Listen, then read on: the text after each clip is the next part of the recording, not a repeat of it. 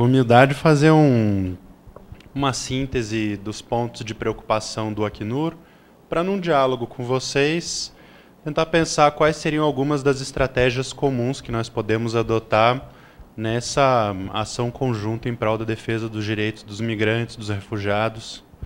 Eventualmente vou falar um pouquinho também dos apátridas aqui no Brasil.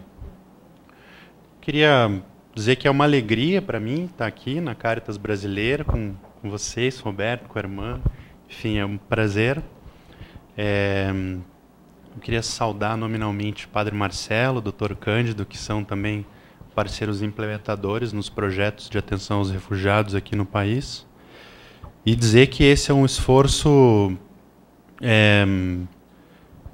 que precisará ser multiplicado, porque ficou muito claro na fala do Roberto e da irmã Rosita como o desafio que nós temos hoje é um desafio muito maior do que o desafio no passado, né? Então, 2015 é o ano em que as Nações Unidas fazem aniversário, né? São 70 anos do Sistema ONU, e talvez um evento como esse, num ano de aniversário como das Nações Unidas, nos faça inevitavelmente fazer uma reflexão sobre qual era o sentido da própria organização e o que fazer agora no futuro. E realmente a resposta da comunidade internacional, quando construiu coletivamente o Sistema das Nações Unidas, foi exatamente uma tentativa de dar uma resposta a esse nunca mais que o Roberto colocou, quer dizer, uma tentativa de colocar fim no regime de guerra e reparar as consequências do nazifascismo naquele momento na Europa. E, infelizmente, de lá para cá, esses refugiados europeus, que eram, claro, eram milhares, mas eles aumentaram muito, né? Então, o dado do alto comissário Antônio Guterres é que nós já ultrapassamos os 60 milhões de deslocados no mundo. Mais de 60 milhões de pessoas deixaram as suas casas porque precisaram, enfim, fugir de uma situação de conflito armado, de uma situação de grave e generalizada violação de direitos humanos.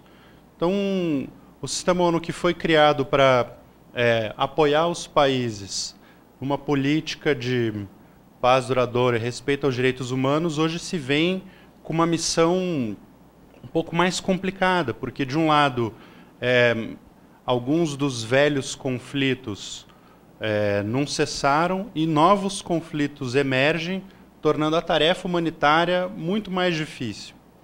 É claro que do pós-Segunda Guerra Mundial para hoje muito se avançou, em termos de tratados internacionais, compromissos dos países com respeito aos direitos dos migrantes, dos refugiados, mas ainda existem muitos impasses. E parte desses impasses tem raiz em temas que foram colocados tanto pela irmã Rosita quanto pelo Roberto.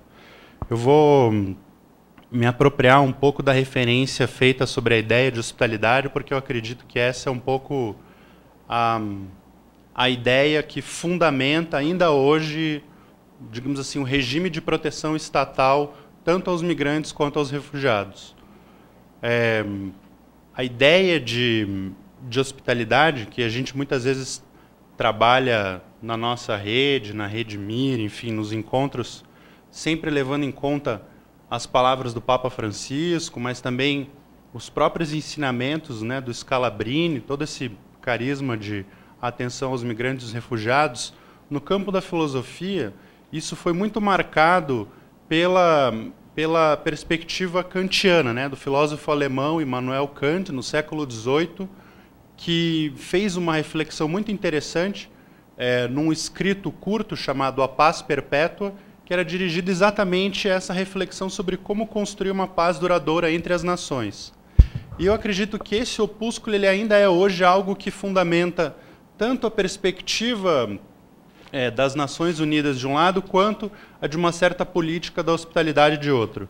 E a ideia kantiana era basicamente a seguinte: se é correto nós dizermos, né, desde o pensamento contratualista, que, no limite,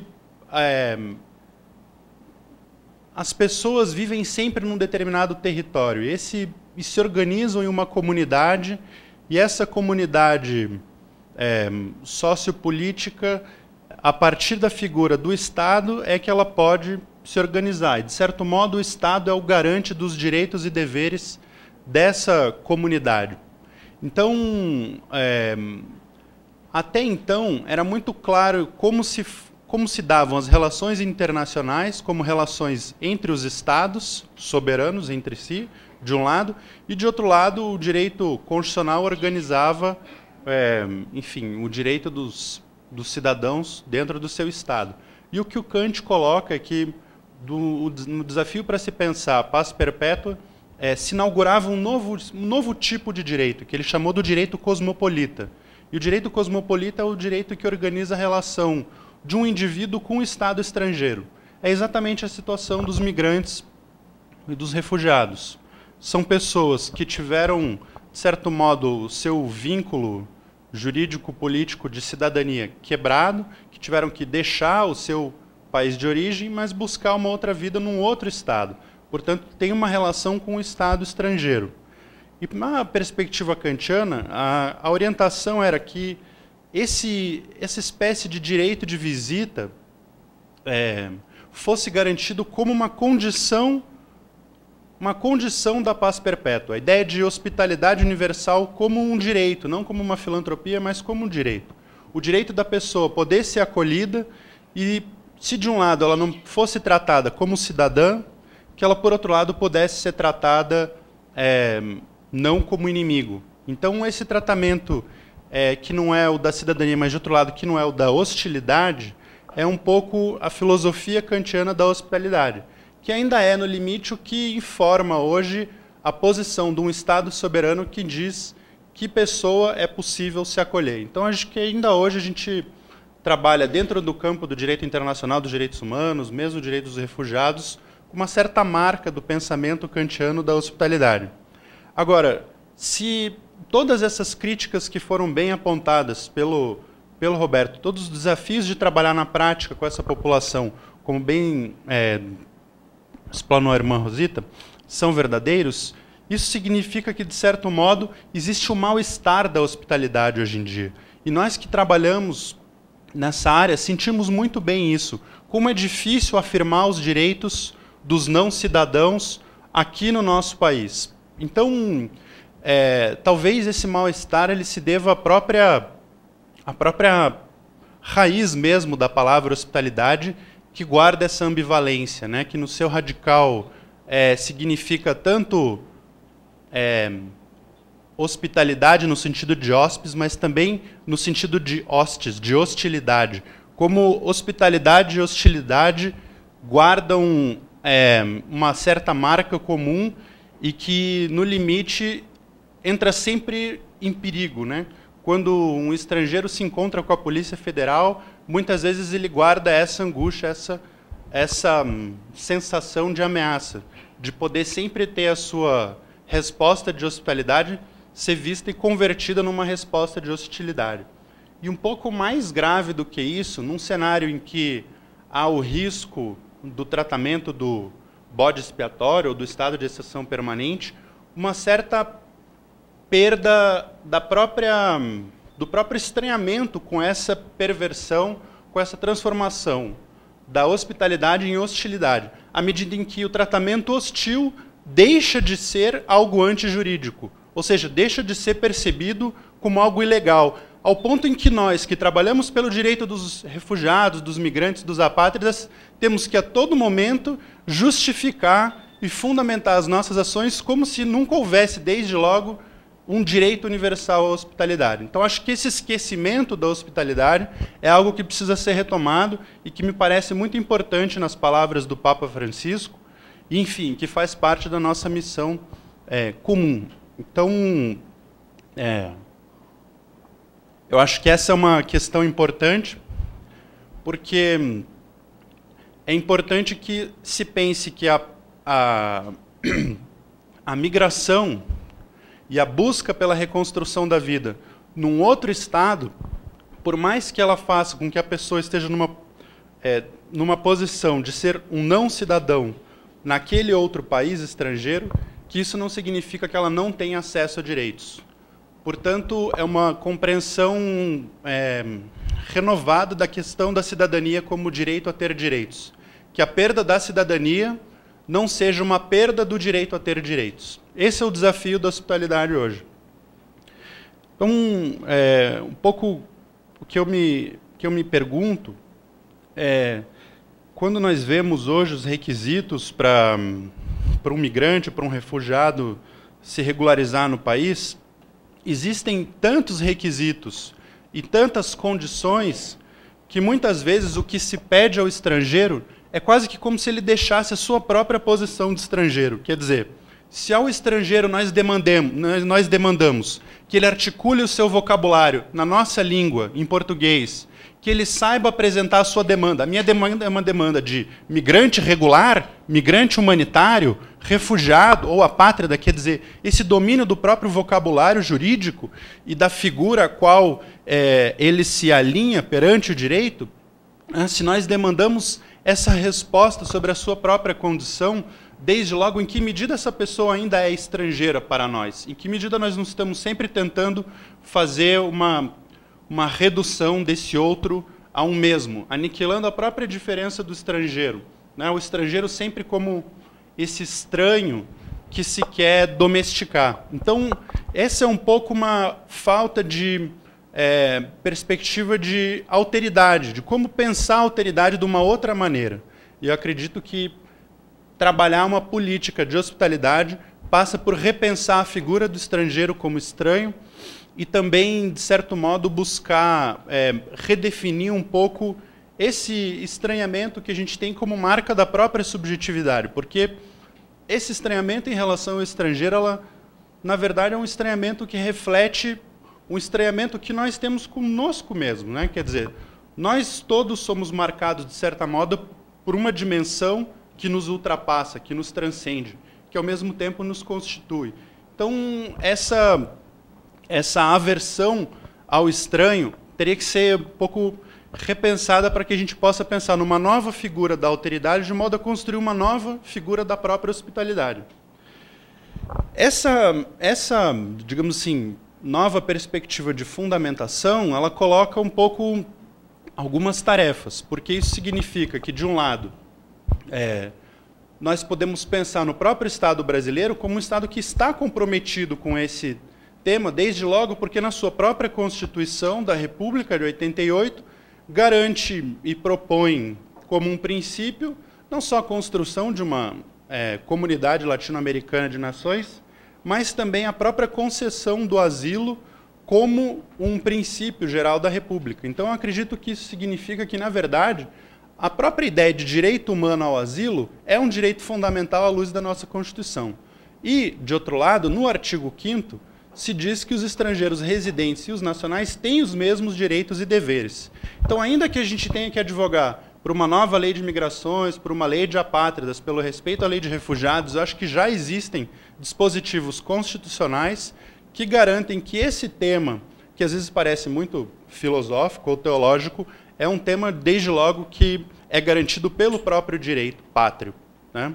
Então, não se trata só de fazer aplicação do direito internacional, do direito interno, dizer que a Convenção de 51 de Genebra deve ser aplicada. Eu acho que, desde logo, a nossa própria Constituição, a nossa própria lei, né, a Lei de Refúgio, a Lei 9474, tem amparo e uma raiz muito forte. Isso também muito graças a uma mobilização da sociedade civil, enfim, que muito antes do CONAR, muito antes da Lei Brasileira de Refúgio, já trabalhavam com esse assunto, já trabalhavam oferecendo proteção aos refugiados.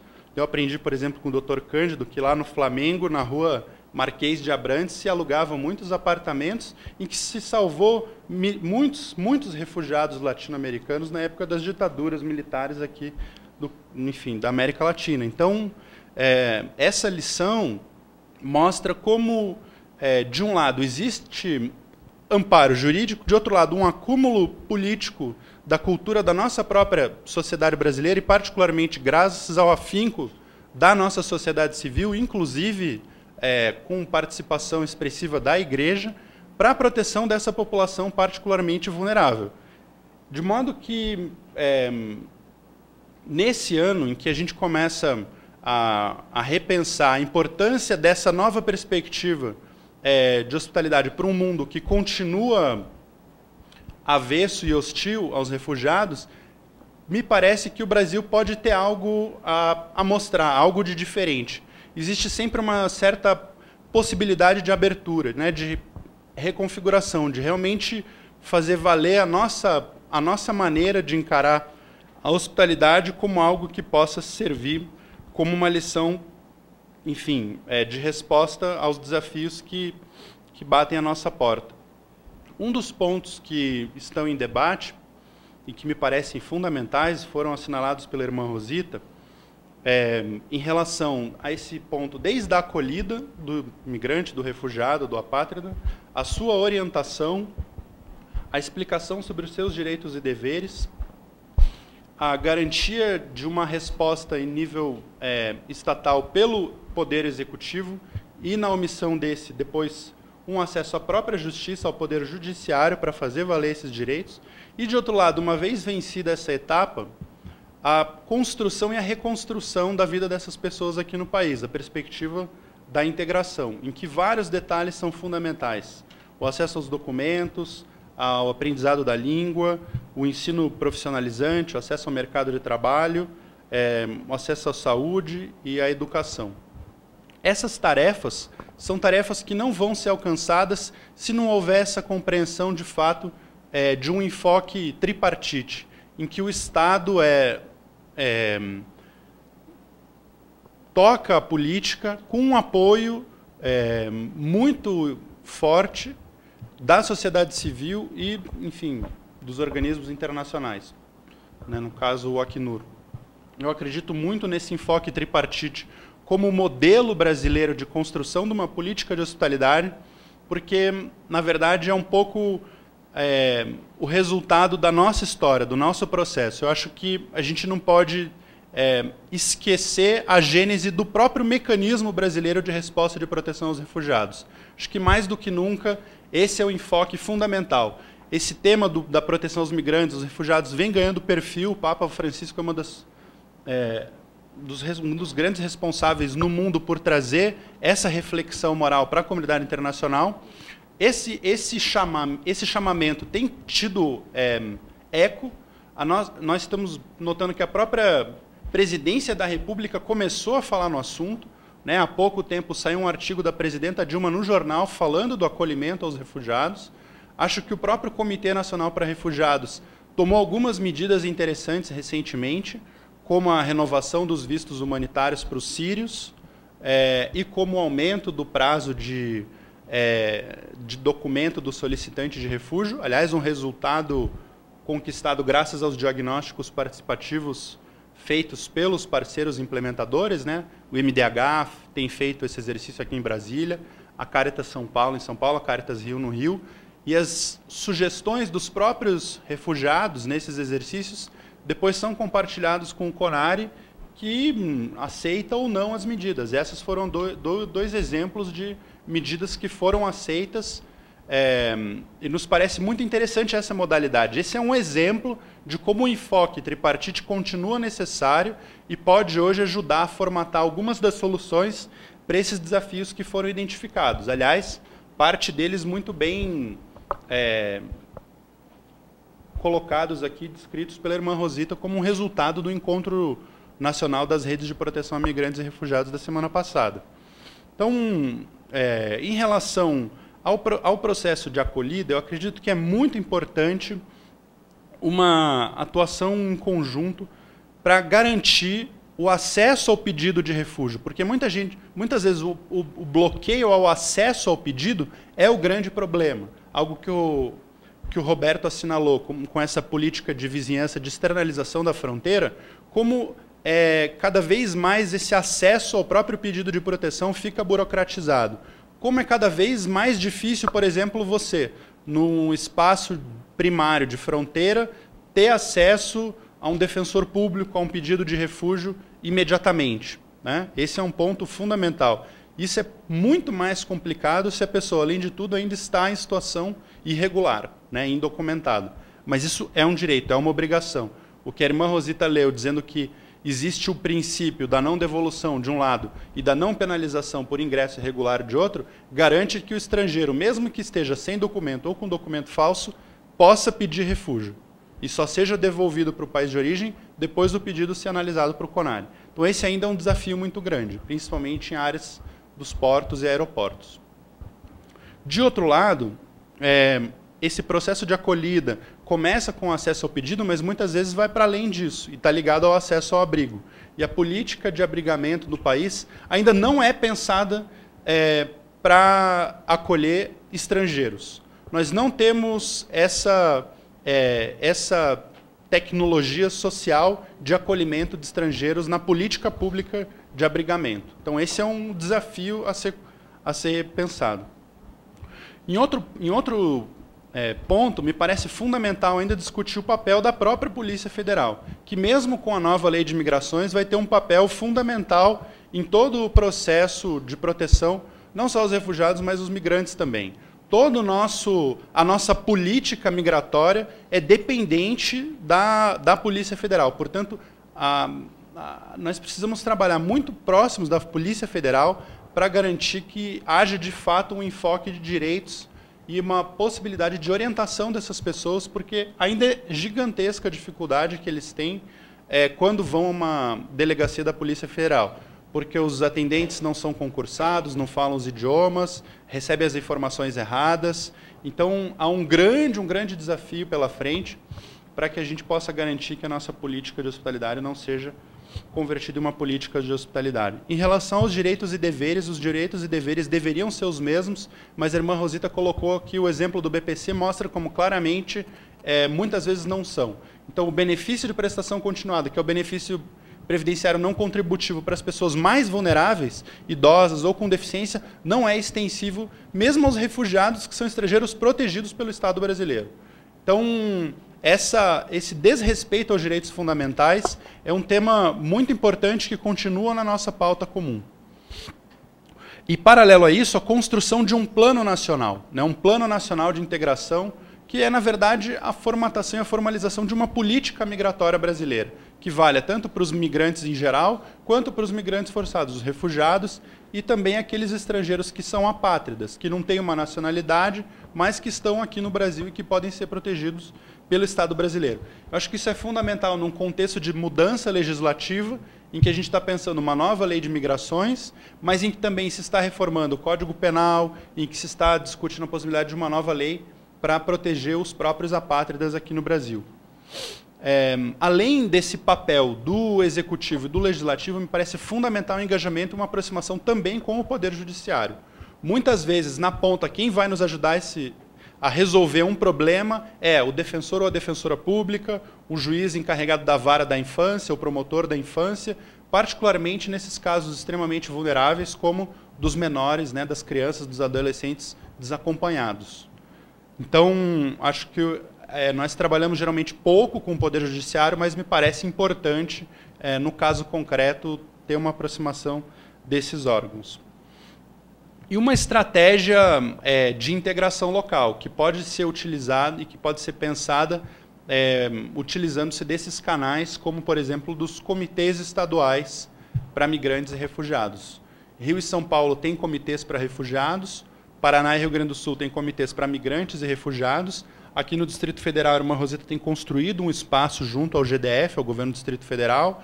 Então, é um desafio, mas isso significa que um CONARE tão assoberbado como o nosso, que basicamente hoje fica encarregado de decidir pedidos de refúgio, se são positivos ou negativos, que está atolado com esse incremento impressionante de pedidos, né?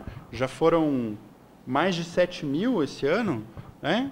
Então, isso significa que o CONARE, com uma equipe tão enxuta como tem, o CONARE tem hoje 2 servidoras concursadas, a Marina, que é a coordenadora de elegibilidade, a Flávia, de soluções duráveis, a Cláudia, a coordenadora geral, enfim, e os oficiais que fazem as entrevistas são pessoas com contratos mais precários e, enfim, não dão conta desse número de pedidos de refúgio. Se a gente conta o número dos haitianos mais dos solicitantes em geral, a média é que o Brasil recebe quase 1.000 pedidos de refúgio por mês de haitianos e 1.000 pedidos de refúgio das outras nacionalidades. O que significaria que a gente precisaria ter um CONARE com mais ou menos, sei lá, quase 40 oficiais de elegibilidade para dar conta desse fluxo.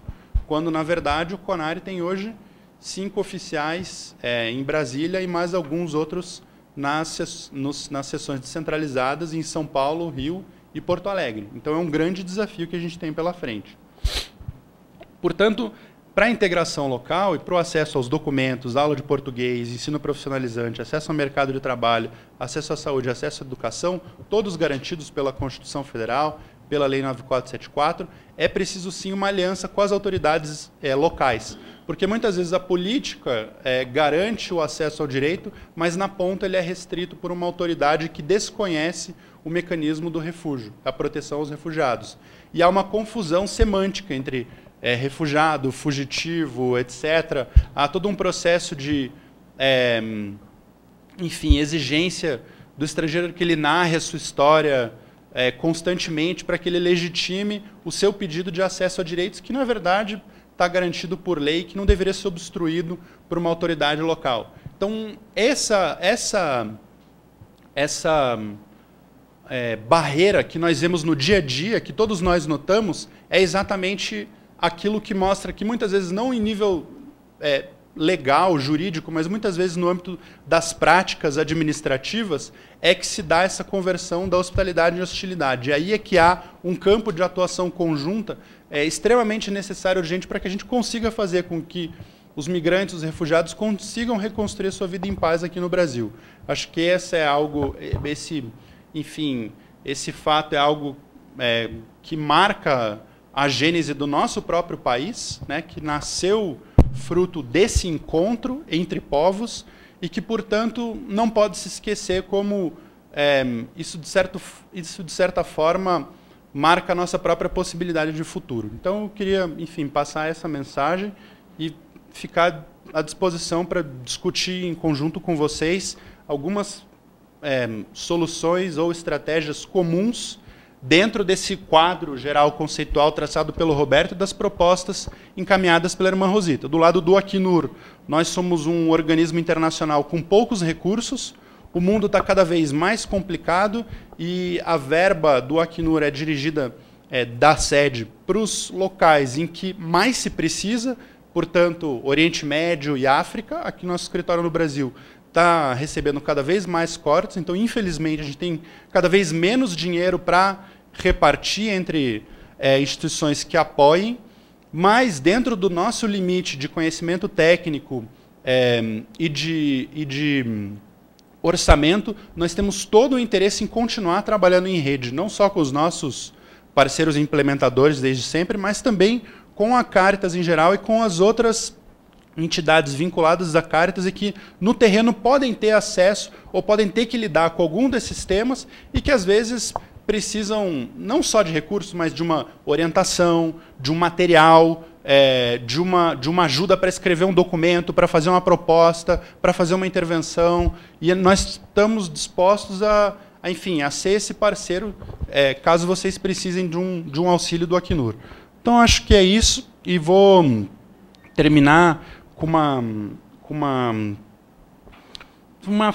enfim, um ditado que eu aprendi lá no Rio de Janeiro com o Charlie, que é um refugiado congolês, colaborador da Caritas Rio, e ele explicou para a gente que lá no Congo eles dizem o seguinte, que na briga entre dois elefantes, quem sofre é o mato que eles pisam em cima. E eu achei interessante porque, claro, a vida do Charlie foi de fato totalmente modificada por essa por essa ação em conjunta propiciada pela própria Caritas do Rio de Janeiro. E é muito bonito você ver um sujeito se reposicionar dentro da sua própria história e sair do lugar de vítima e passar hoje a ser alguém que passa a sugerir para o próprio CONARE como pensar a sua nova política para refugiados. Então, acho que o nosso trabalho é permitir que a gente possa ter mais Charlies aqui no Brasil, né? E a gente está à disposição para fazer isso em cooperação com vocês, porque nós sabemos que vocês é que estão na ponta, no front, lidando todo dia com as pessoas que chegam nos pedindo que a porta se abra para elas, nos pedindo um pouco de uma resposta de hospitalidade. Acho que esse que é o desafio. Obrigado.